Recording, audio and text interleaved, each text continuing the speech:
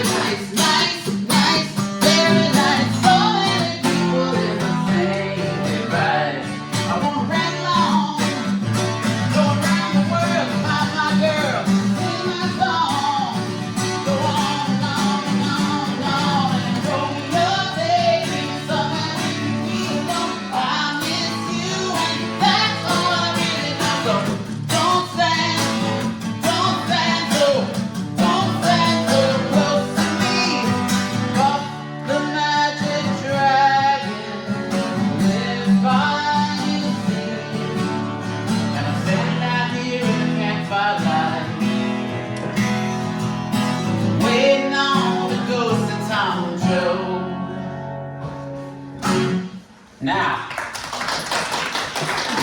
every one of those songs has something in common. All of those were based on a book, a poem, some piece of literature, and they are certainly not alone. It is very much not uncommon for writers to find their inspiration from literature. Certainly some books have had a more, undue amount of songs written or based on them, the Bible, the works of Shakespeare, and certainly some artists are more prone to, for whatever reason, taking their inspiration from literature. I have it on good authority that Iron Maiden, the metal band, has over 20 songs that are based on books, so you learn something new every day. I think that the connection between literature and music is undeniable, and that's what we're going to be discussing here for the next hour with my wonderful colleagues here, who you'll meet momentarily. But for right now, meet Mika Larson. She's my wife, and I'm Russell Mark. We are the Nextdoors, and we're really just honored that LitFest asked us to be here and to put together this panel and to have this conversation, so thank you. So my music career started out in an interesting fashion. Freshman year of high school, we had to read The Inferno by Dante and write a book report. So I had two friends, I knew they were musicians, and none of us felt like writing a book report. So we said to our teacher, we will write a complete epic musical journey through hell, every level, every ball job, and we'll make an album out of it. You have to give us to the end of the year. And this was in September, and he said, cool. So every weekend, we would get together at one of our houses with our 4-track recorder, and we wrote a musical journey through Dante's Inferno. Double cassette, might be the rarest double cassette in the world. Cut to a few years ago, I read Breakfast of Champions by Kurt Vonnegut, one of my all-time favorite writers. And it's just a wild book. It's absolute chaos. But underneath the chaos, there's a lot of universal themes. There's freedom versus slavery. There's predestination versus being in charge of your own destiny. There's death, there's rebirth, there's God, or maybe there isn't.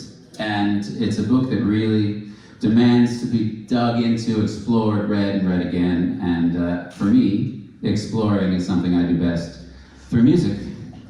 This is our song, My Great Escape, based and influenced by Kurt Vonnegut, Breakfast of Champions. I brought you in this world for me. You're everything I was afraid to be. I made you old and gray, rejected and dismayed, and now with my own eyes I see the mess I made, the mess you're in, my selfish deeds and my foolish pen. to believe your own foul words. I don't know, but of this I'm sure you'll be better in the end. Whoa,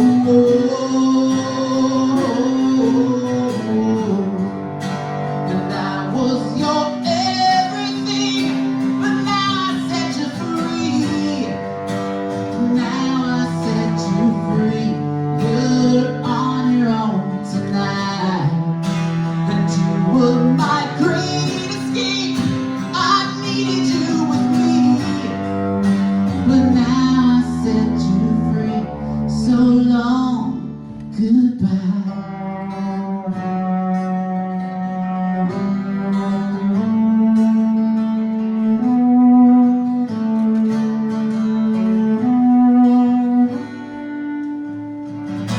Now take the wheel, it's time for you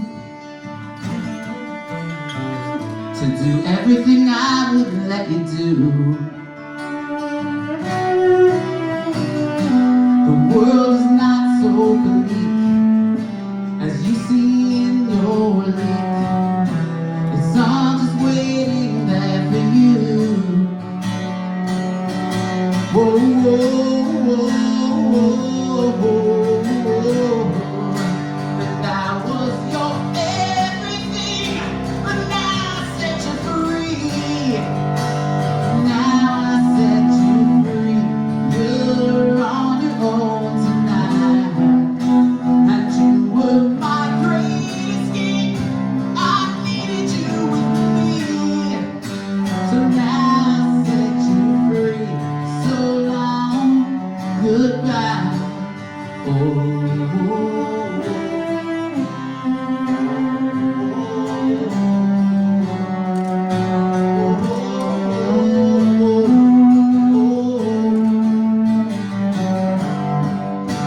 and you were my everything, but now I say goodbye.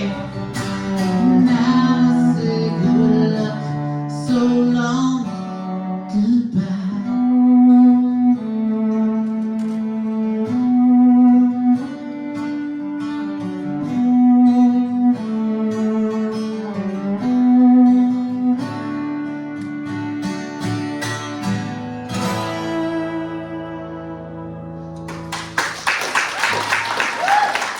Thanks, everybody. All right, so everyone you see here at this table has something in common. A couple things. First of all, I think they're all absolutely fantastic musicians and writers. Second of all, they're all from the San Gabriel Valley, live here, and really focus efforts here. The people you see here run festivals, run annual events, run music series, monthly, weekly, you name it, have organized house concerts, backyard concerts, record store shows. All of this stuff could be in Hollywood, it could be in Santa Monica, it could be downtown, but they've all made a choice to do it here in this community, which is super cool. And I just want each of them to sort of tell you a little bit about themselves. They're gonna do it better than I would. Oh yeah, I have a microphone. I don't know if I do need it, maybe. Okay, so what I want everyone to do is just say your name, where you live, a little bit about yourself musically, and then a book that had some impact on you when you were a budding musician. It doesn't have anything, it doesn't have to do with music or anything. So I'll go first and I'm gonna hand it to you.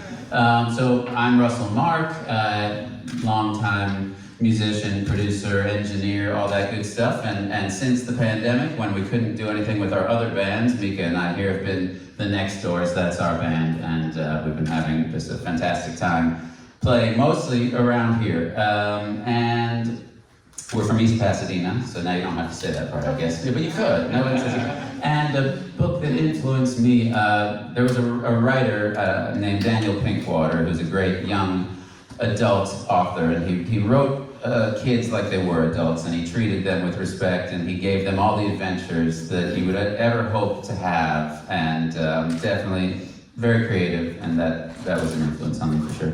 Oh, okay. Yeah. Hello everyone, I'm Mika, Russ's wife, and the other half of the Nextdoors. So I'm a classically trained cellist from New York City. I've played mostly chamber music, but also I've been in a few rock bands, and now we play together. I guess you would call it Americana. Anyway, I would say back in college, maybe when I'm learning the cello, two books that were important to me, or actually had nothing to do with the cello, which my teacher made me read. One was Zen, the Art of Archery, and the other one was The Inner Game of Tennis.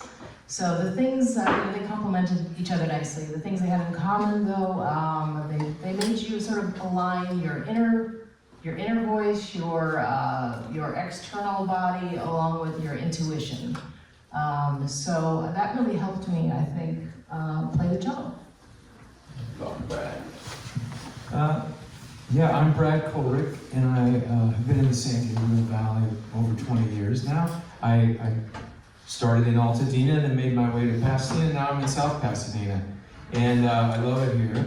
My musical career started at a pretty young age, and I was very inspired by the Book of Psalms. I could grab little nuggets of wisdom, and they were seeds that I was able to expand on when I was writing. I haven't revisited that particular book in decades, but that was one that it really had an influence on me early on. There was also a book that sat on my desk for years called "Bury My Heart at Wounded Knee," and I'll get into a little bit more on that later. But in South Pasadena, I put on the Eclectic Music Festival, which happened last weekend, last Saturday. Just a big event I've been involved with for over 10 years. And I also produce a weekly show called Wine and Song that's been going on since 2009. Hello, my name is David Tokaji.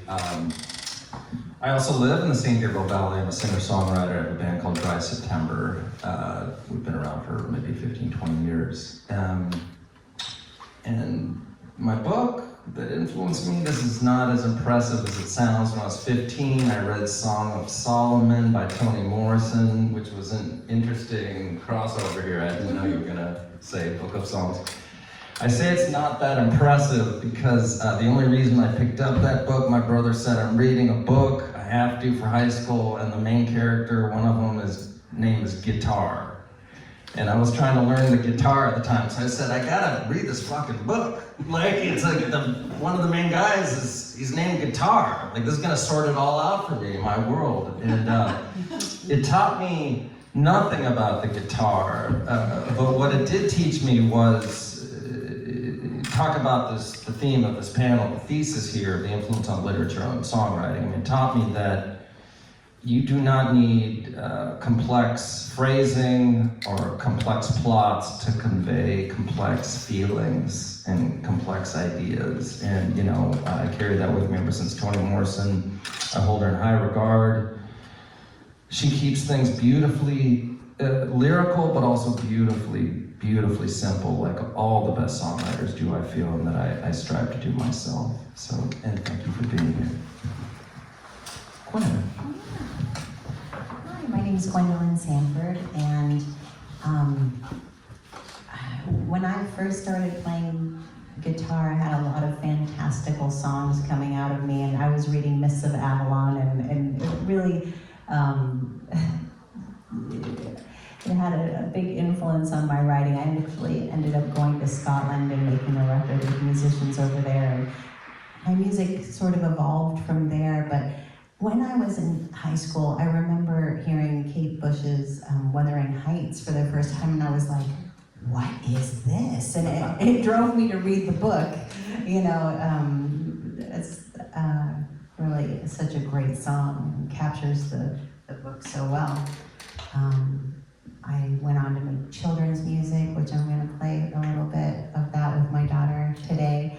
And my husband and I, we curated a series, Americana series, rock series at the Aztec Hotel in Monrovia, which just getting started. So Sunday nights and some Saturday nights. And I'll turn it over to you. I'm Brandon Jay, and I realized that the first time that I ever performed on stage, I was about 5 years old, and I was on the Gong Show, like the original Gong Show, and sang a song that my cousin wrote when he was in the bathroom, and he picked up a book that was next to him in the bathroom by Vonnegut as well, called God Bless You, Mr. Rosewater. And so we sang a song on the Gong Show, and didn't get gonged, but we didn't win. But I came to books, my gateway into books was Stephen King when I was also like a young teenager. And I devoured all of his books and I loved him, and I liked how he would incorporate music into the books, and in the epigraphs, there would oftentimes be lyrics of songs that I already knew, because I started with music before I came to reading books and having that as a jumping off point for influence in my songwriting. It was actually years later when I started writing songs, because I started as a percussionist and a drummer first, and then when I came to songwriting later, I needed inspiration and figuring out things that I would read a book and find words that I didn't know, and I'd look them up and be like, how can I incorporate that word into a song that I'm writing? So that's how books influence me. Fantastic. Well, thank you all. And even though she has more books on lyrics and songwriting than anyone I know, Mika does not apparently consider herself a songwriter, so she's going to be back in a little bit. We're going to talk a little bit now. I really want to get to each of your individual songs. It's so interesting the ways that you have,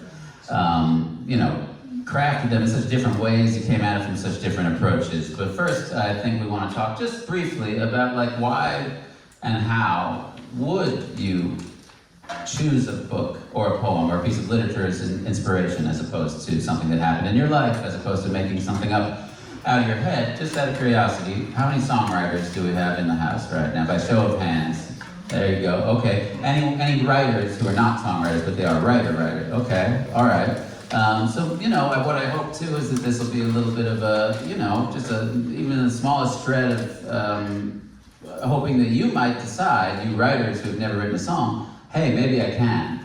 And maybe this is a good gateway. So let me just throw this out there. Why do you choose a book? Is it that you want to show your influences or spread the love of a book that you love? Are you trying to amplify a specific message? Or was it just the right place at the right time? And by the way, that's what happened to me with My Great Escape. I had a piece of music, and I had just read the book, and it all just kind of congealed. It came together. It fit the melody perfectly. So that's kind of what happened in my case. Now, without specifically mentioning the songs you're going to share with everybody, what do you think? Why do it, and how do you go about it?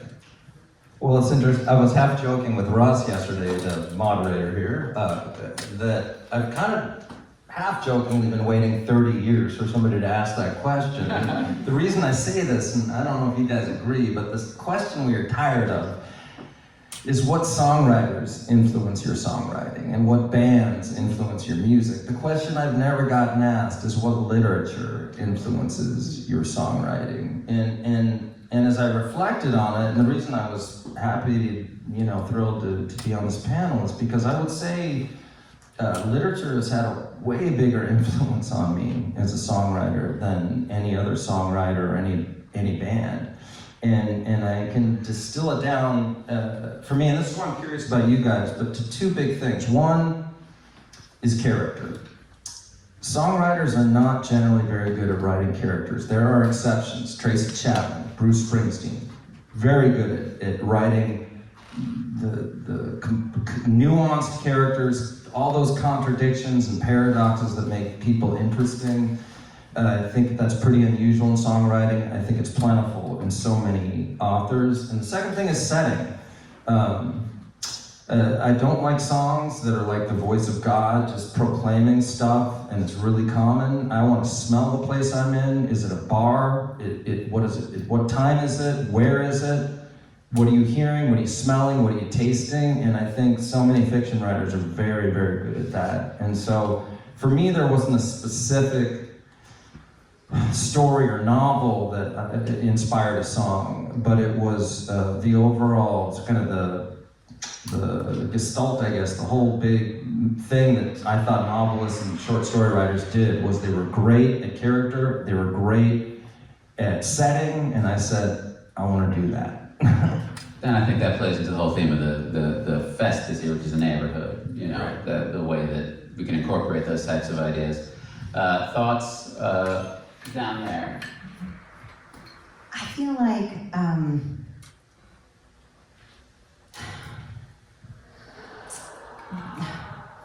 when you read a story, much like when you see a film, you know, you're taken on a journey, you're experiencing it with it. And I think every song has to start with some kind of emotional experience, you know? It's not just about the story, it's how did I feel about the story? What's my point of view? How did it move me? How do I want to then put a melody, you know, in place so that it moves the listener as well, you know, and that, you know, now we can all enjoy this, you know, together. So in that particular scenario, maybe nobody who listened would ever put together that connection because it's emotion and it's the way it made you feel. Yeah. You'd be the only one unless you put it in an interview.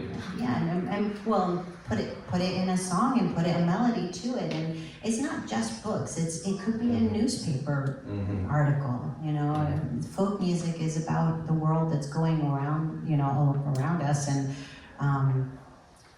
the people that we live side by side with, and the stories of our lives, and writers write about the same thing. We're all living in our own literature in a way, and musicians just put an emotional melody behind it that hopefully translates, and then it's something we all enjoy as our own, you know, and all experience for ourselves. No, please, yeah, no. Yeah, I like autobiographies, so it's not as much about a story as it is about somebody's life and their journey in their life, and how that came together and how they became the person that you know. And so I just glean things from those. I'm a big fan of the Marx Brothers, and I read a book about Groucho Marx and found out all this stuff about, you know, how they came to be and did things, and that was a big influence. And I wrote a song that was like based on a group of 3 characters that worked together, but it wasn't them. It was just kind of a jumping off point. It just something kind of came out where I was like, oh, okay, you just got this idea and wrote something. So. And did you feel like after you read it, like I have to use this in some way, or did it happen just a little bit more, you know, naturally than that, where you found yourself doing it? I just kind of found myself doing it. Just like I got really engrossed in the book, and then just something kind of came out of it, and I was really happy with it and how that occurred, and didn't think about it too much. It wasn't like using that as a destination. I just liked the book, and I was like, well, what if I did this? And it just kind of happened. It was really cool. And that book in particular, like I mentioned before, had a lot of big words and like that are ones that I just hadn't heard before. Like I look them up, I'm like, oh, that's a super cool word. And then I'd be like, how can I use that in the song or in some other song? And just had like a running list of like words that I hadn't read before, and just looked them up and was like, oh, cool. So that's a whole different, you know, just straight up vocabulary. Yeah. Like, yeah, that's, I mean, as basic as it gets, to take not a title or a story or a character, but literally like the word linguini just is so cool. And surely I can, this is my idea, so I'll you back off. If I haven't finished the linguini song within a couple months, then we'll talk. Now Brad, we will talk about the first song that we're gonna do, well, you're gonna perform, and but before we do that, do you have any general thoughts on the topic?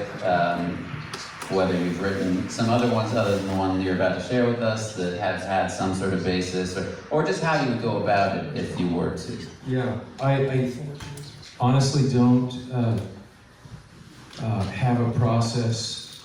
Things come at the strangest times, but if I read something, and the other question that's frequently asked of us is do you write the lyrics or the melody first? Yeah. You know? And that's one that I usually start with a lyrical idea, which comes from, it could be something I read, it could be something that someone said. My son, when he was about this age, asked if there was paper in heaven.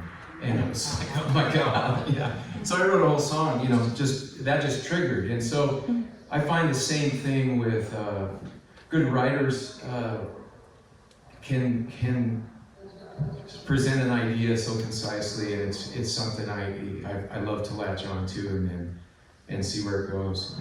And I feel like there's so many sketchy areas of art where plagiarism is at play, and that's just so rarely the case. I think like being inspired by writing and turning it into a song, I think 99 times out of 100 has such a pure intention and outcome, and it's not like sampling, it's not like, I don't know, it's just, it just makes sense. It's just something that makes sense. Now, you've got a new album out, relatively new album, Brad, and one of the songs is about a historical figure. You're not getting off yet, we gotta talk about it first. No, you're not getting off that easy. It's about not a well-known historical figure, and you read about her in a book, and that drove you not only to write a song, but even far beyond that. So tell us just briefly about how that came to be, why you chose, why you were inspired by this book. Sure. Well, and how I even stumbled upon the book was, I visited a reservation when I was, I think, 9th grade,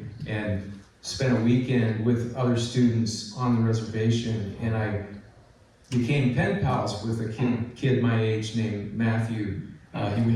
Sometimes his letters were signed Matthew Gilpin, sometimes Matthew Lyons, and I've been trying to find him ever since, and have not been successful. The men on the reservation didn't have life expectancy was not very long, and so he may be not around anymore, but I haven't been able to find him. But one time, a few years ago, I was doing another search, trying to find Matthew, and I stumbled upon some writing by Renee Flood, who wrote a biography of Zinkala Nuni, which translated in Lakota translates to lost bird. And I was intrigued, and so I read some more of Renee's book, and what I was really inspired by was sort of a coming home story. Zinkala survived the 1890 massacre at Wounded Knee from the warmth of her mother's dying body. There was a 3-day blizzard that blew in after the massacre, so they didn't collect the bodies for 3 days, and they found this little infant girl alive. And that wasn't enough to get me to want to write the story, but what really, when I learned more about her life, she was taken as a trophy by a Nebraska National Guard general, and then raised in white high society in Washington, D.C. mostly, where she didn't really fit in. She was paraded about, and she later wanted to reconnect with her Lakota people, and didn't speak the language, wasn't viewed as Lakota, so she was viewed as white. And so she later joined the Buffalo Bills Wild West show and became almost a caricature of what her life would have been. And she made it out west, and she was an extra in some silent films. And we found some of that footage for this video we did on the thing, but ultimately she died at the age 30 in Hanford, California, and was buried in a pauper's grave. Renee Flood found this, for her gravesite, got some elders from the Lakota nation to come out and do a ceremony and exhume her body and fly her back to be buried at Wounded Knee with her people. That's really the part of the story that inspired me to write about it. And is it wanting more people to, do you just feel like you're amplifying the story? It's like an important thing, or it's just pure and just inspiration? It's we're trying to raise awareness of her story, and it's done that. It's been that's great. Made a little video out of it, and it's been So why don't you get that set up? We're gonna have it on the screen, but technology. So Brad's just gonna play live, and the music video is gonna run off the laptop in the background. So try and get a look at this. But yeah, that's really interesting.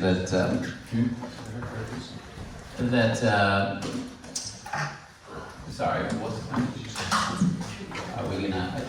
we don't need to. Okay. All right. Well, I encourage everybody to check it out online, and you'll tell them how to find that. But go ahead. Sure. Let's hear this song. Okay.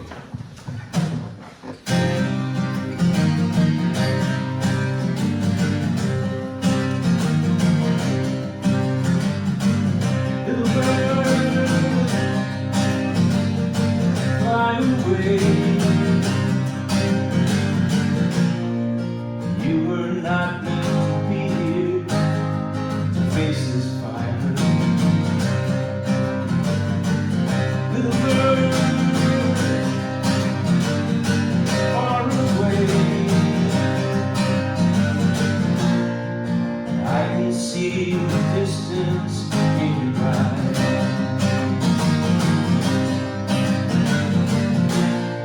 The promise of a ghost dance, the rhythm of the drum beat, the shadow of the massacre.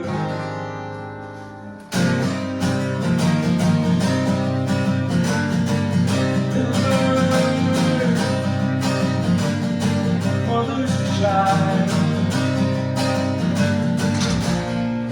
gave you all the warmth she had to keep you breathing. The bird whisked away, orphaned like the buffalo from these valleys.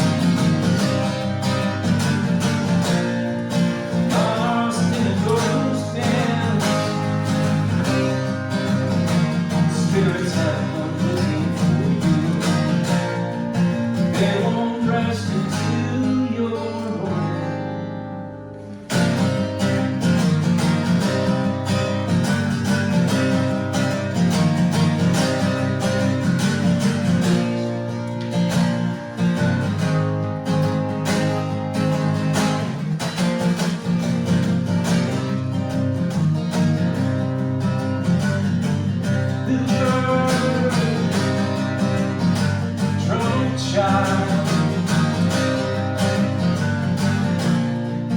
You can feel your mother's love in your frozen fingers.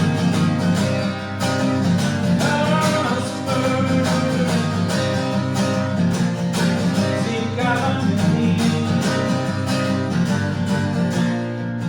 aimlessly searching for yourself.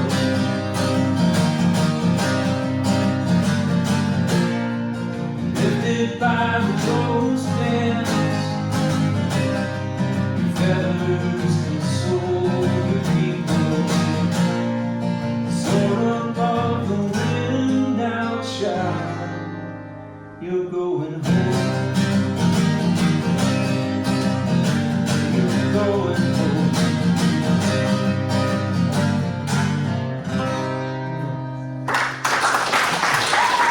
Fantastic. By the way, don't be afraid to give standing ovations, because I know the chairs are not the most comfortable. So if you need it's a perfect time to, you know what I'm saying? Brad, that was beautiful, and I love that part of your intention, not hidden, but right out there, is to spread that story and get it to more people. And what an incredible thing to read a piece of writing, and that comes from it.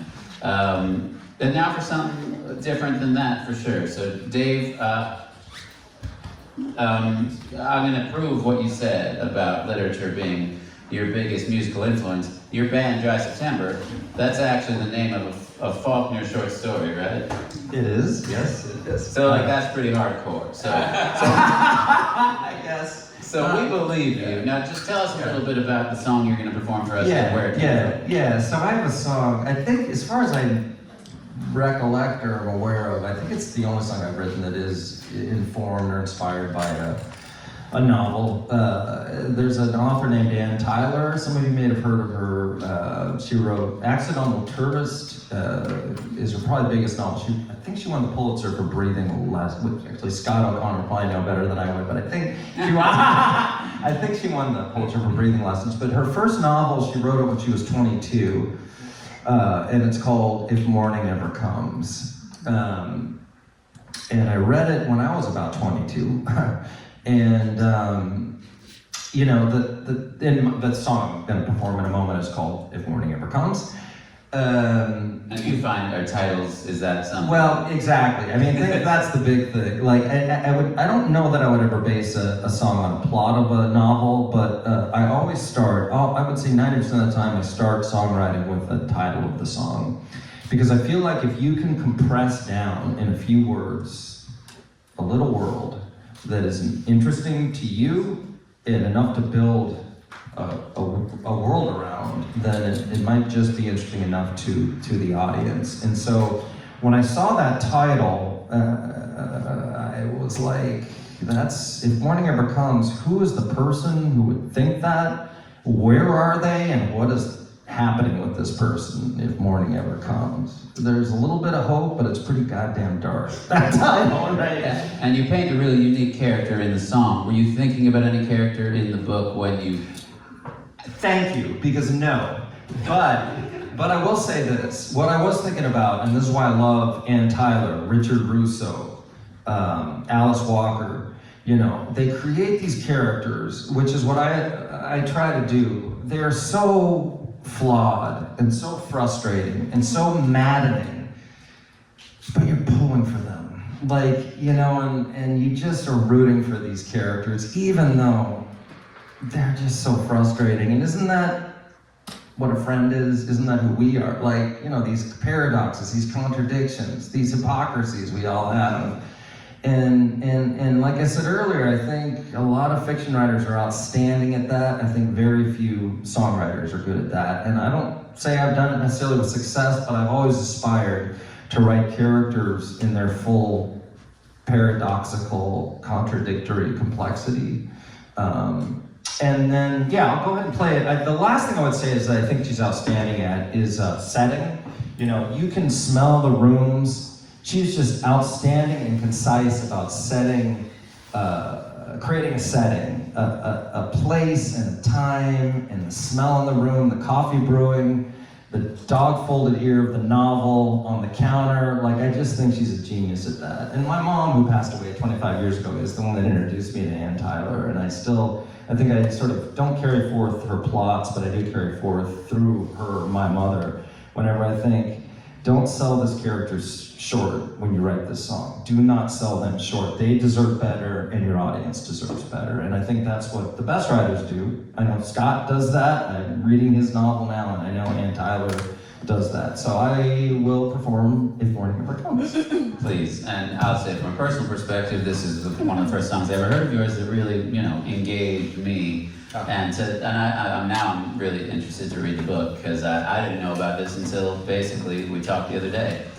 Yeah. And, I'm not sure you're good. Yeah, I don't think I was looking actually. But shall I? Oh, right. Okay, how about that? And Dave, I haven't been able to play this song. Do you mind if I? I love it. Yeah. All right. Yeah, it's coming from over there, so it's only coming from the front. So you want to hear You guys can hear it even though I can't. And so the last thing I would say is setting. To me, as Ann Tyler I think does, setting is crucial. Like, and so for this, even if the audience isn't aware of it, whenever I write a song, I need to know the setting. I want to know what it smells like, what time is it, where are we. So for this song, I always just pictured a guy, not in a casino, in a gambling den, which is, I don't know if any of y'all are from Central. I went to college in Davis. They used to have these gambling dens, like down underneath the bar is a basement where guys go to gamble. And I don't think it was legal, but they just would do it. And so I always pictured this being closing time, 2 or 3 a.m. in a gambling den somewhere in Central California. This is If Morning Ever Comes.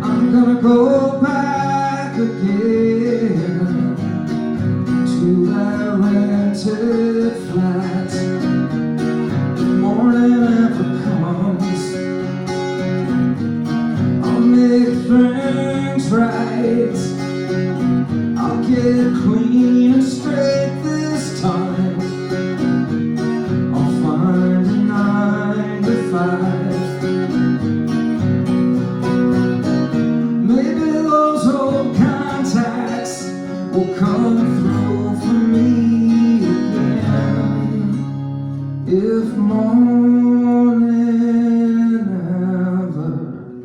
if morning ever comes.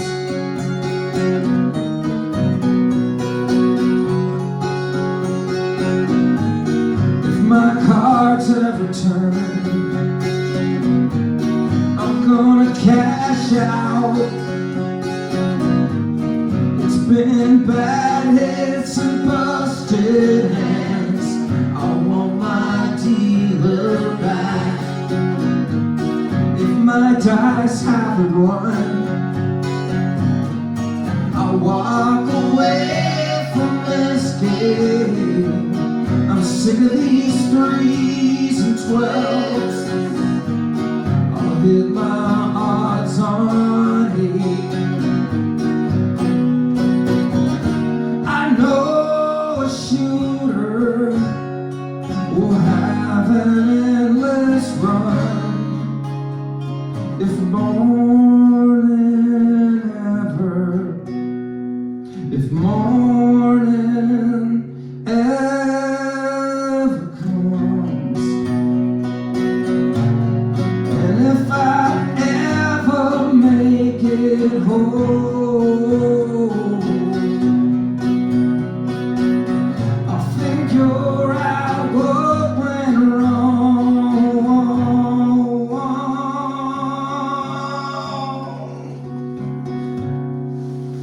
If summer ever comes, I'm gonna pack out a road map and a stolen truck to a better life with better luck. And if morning ever comes, I'm gonna go back. But even after they drop the blinds, they let me stay a while. I'll sleep on a mattress they got upstairs, then I'll go back. If morning ever, if morning ever comes, if morning ever comes.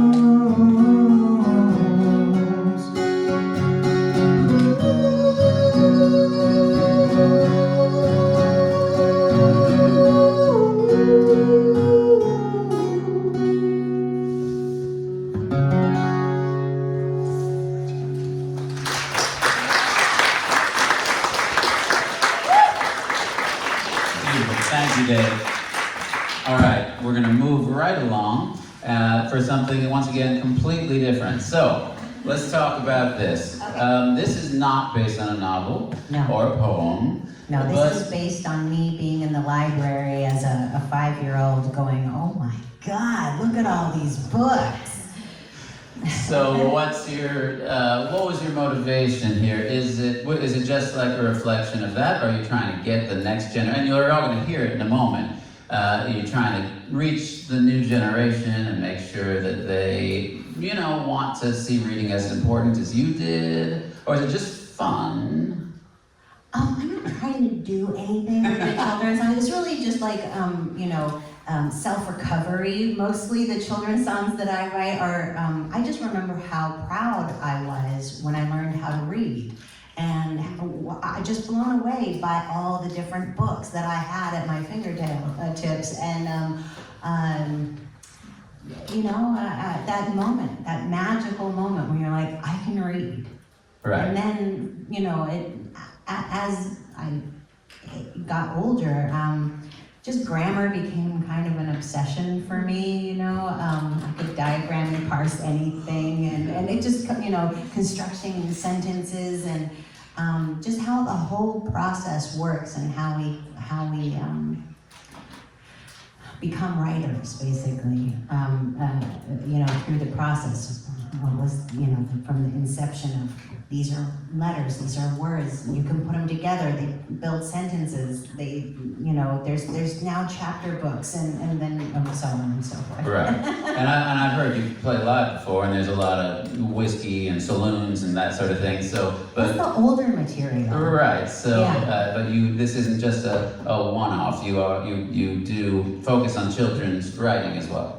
Yeah, I've made 4 records for children, and I used to perform quite a bit in Los Angeles back in the 2000s before I had children. And then I had children, and my last show was when I was just pregnant with this little one. But 2 children is different than 1 child, and you just get real busy. But now she's shown such an interest in the material and the band that we used to have.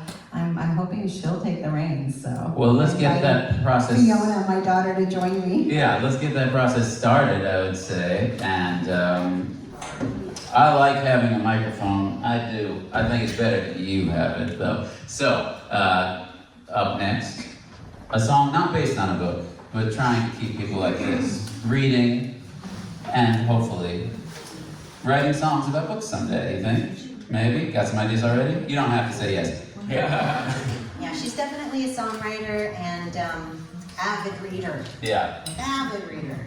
Here, I'll get you plugged in.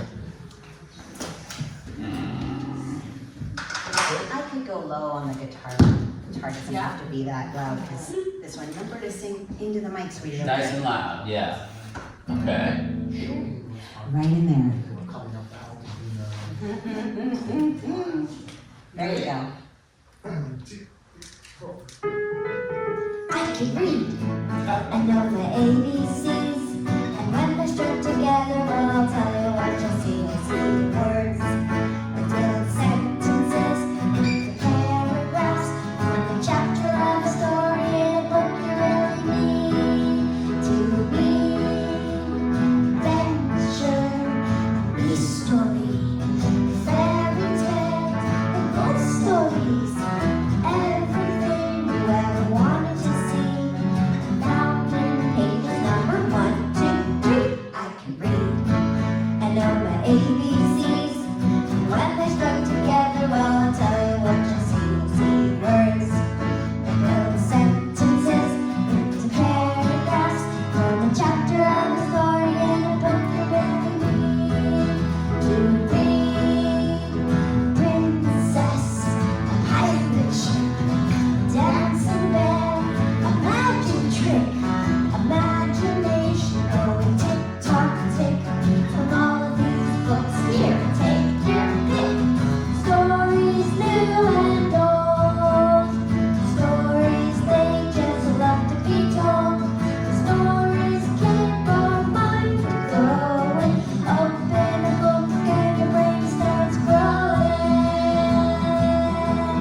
I can read, I know my ABCs. And when they're struck together, well, I'll tell you what you'll see. You'll see words, and build sentences into paragraphs from the chapter of a story in a book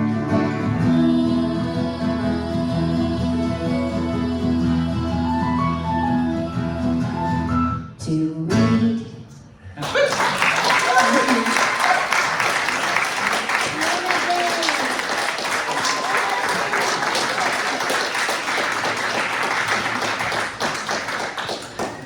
Okay, you're not supposed to win a panel discussion. Just to be clear. This is not meant to be in any way a winning-losing situation, but you win, we lose. I'm kind of fine with that. I hope you guys are too. Yeah, oh, well, okay, yeah, that's fine, as long as people can hear you.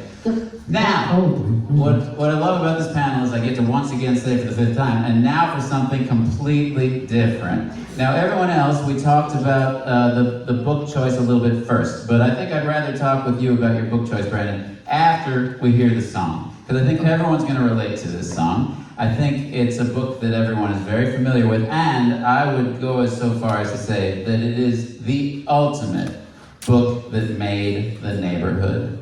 Take it away. The stage was set.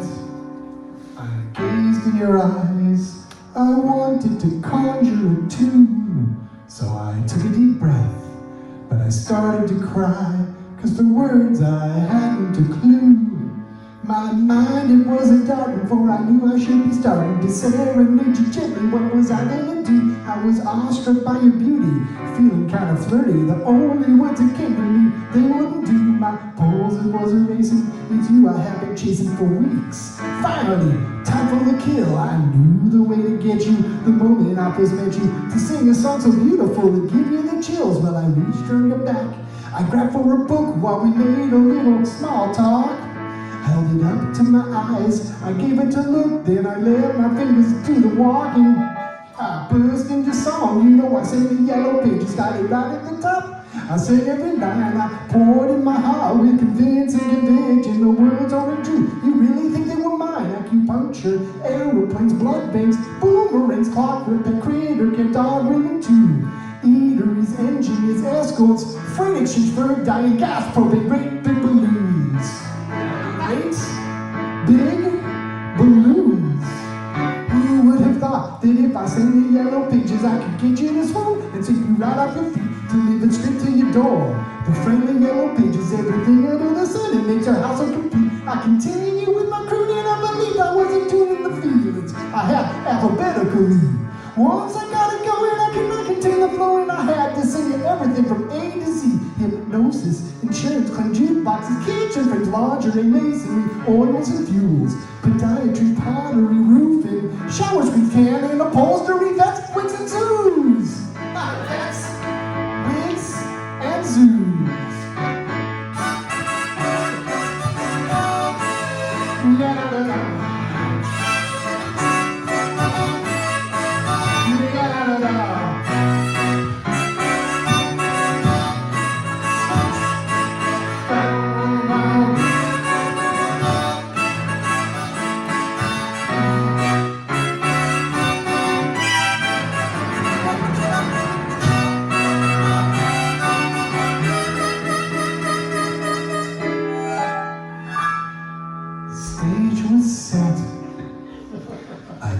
In your eyes, I knew that at last you were mine. So I took a deep breath, and you let out a sigh, 'cause you could tell I would sing one more time. Acupuncture, aeroplanes, blood banks, boomerangs, clock repair, creator, cat, dog, green too. Eateries, engineers, escorts, freight exchange for dying gas, propane, great big balloons. Hypnosis, insurance claim, jukeboxes, kitchen frames, lingerie, masonry, oils, fuels, podiatry, pottery, roofing, shower screens, canning, upholstery, that's wigs and zoos. Wait, did I mention whale watching? Well, it's in there. Who would have thought that if I sang the yellow pages I could get you to swim and take you right up your feet till even straight to your door and the front of the yellow pages, everything under the sun makes your house so complete, house so complete, house so complete.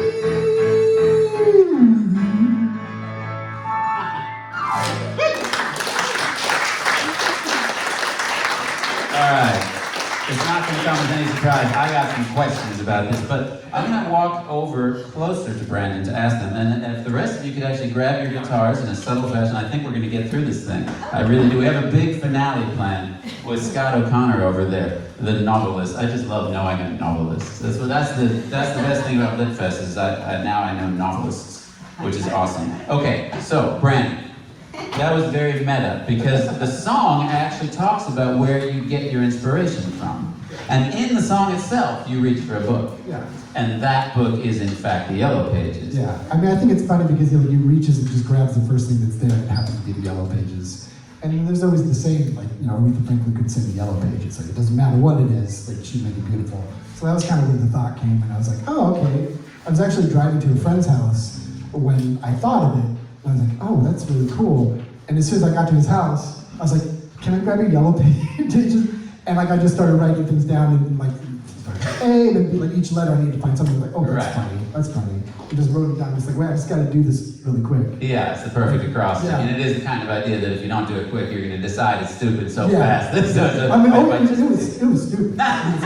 It's weird that it's like, you know, it's outdated. It's like, it's just Right. funny that like it doesn't even exist I anymore. got one the other day, Yeah. delivered to my door. You know, it's funny, she said that the keynote speaker last night was Nikki High, and she said that she was inspired as a kid by reading cereal boxes, street signs, Yeah. newspapers. So I'm like, if anyone thinks the Yellow Pages is a stretch, she was our keynote speaker, and she talked about cereal boxes influencing her as a writer. So now, do you consider, what would you call it? Is it novelty? Is it comedy? What is that? It's just like a fun, wacky song. I have a band called Quasar and the band Moozle. We've been together for a long time, and we used to perform that song. And there's like 4 backup singers. So each backup singer would hold up a sign, and when I would do, you know, acupuncture, they would hold acupuncture. Airplanes. It kind of sold it. We would understand it in, like on a yellow piece of paper. It's like this big glittery sign. Right. It was really cool. But yeah, it's, you know.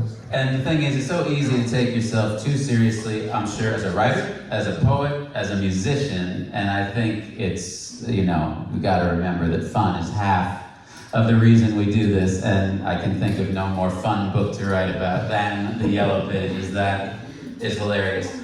So now, for our big finale, I asked the folks at LitFest to, maybe they would connect me with somebody who was speaking here, who had written a novel, maybe somebody from the San Gabriel Valley. And I said, maybe there's some possibility for a collaboration there, and to do something fresh and new, because all the songs you just heard, they were written, you know, months, years, or decades ago. They weren't like written for this panel, of course, but I thought it would be fun to do one that is. So they put me in touch with Scott O'Connor over there, and he has this novel called Zero Zone. He brought it over to my house. I could not put the thing down. It's just fantastic. And but then how do you do it? How do you know, like, if it's not there, if I couldn't think of anything, then you don't do it, right? Because you know, the artistic part of it does come first. But there was something. So make your way up here, Scott, if you would.